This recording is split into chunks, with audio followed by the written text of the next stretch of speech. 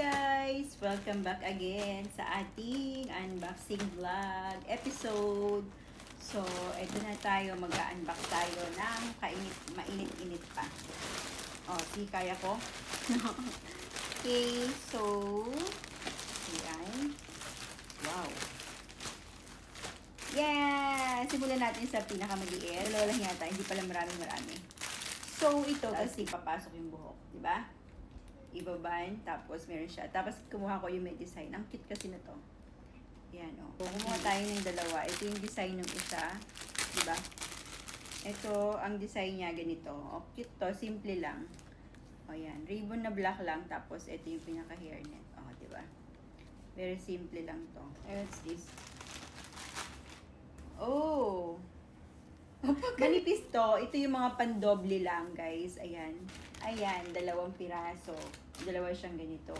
Ang size na kinuha ko is large. Para siyang nag-e-expand. Ayun. Gusto ko ng tawag doon, trouser. Ay, ang ganda. Ang ganda nito. Ayan. Ang size na kinuha ko dito is extra small. Pang petit. Yung petit yung kinuha ko talaga. Trouser ito, guys. Ito yung kulay niya. Sakto lang siya. Feeling ko pag sinukat ko to, sakto sa akin to. Ayan, oh. And this, ito naman. Diba pag mahaba yung natin, ginaganon natin. Kasi diba pag last day nilalagay natin, masakit. So ito, sakto lang to. So ang kulay niya, isang ganito, tsaka isang parang gray yata yun. Ayan, oh, bago na kulay. So, bali, 4 yung niya. Kaya 2 yan kasi left and right. Next.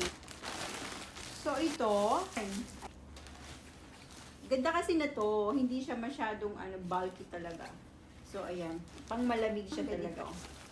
Sukat natin. Pack ganern. Oh. Tapos, merong pa ganito si ate. Yung isa ay ganitong design niya. Here. Ay, ang cute din na to. Siya ang tawag dito. Bulky nga siya. Pero ang ganda. May kulay black. Kulay black naman siya. So, ayan siya. Tapos may pag ganito. Susukat ko pa ba? Sige. Ito siya. Ganito yung itsura niya. Ayan. So, ayan. Nakita nyo na.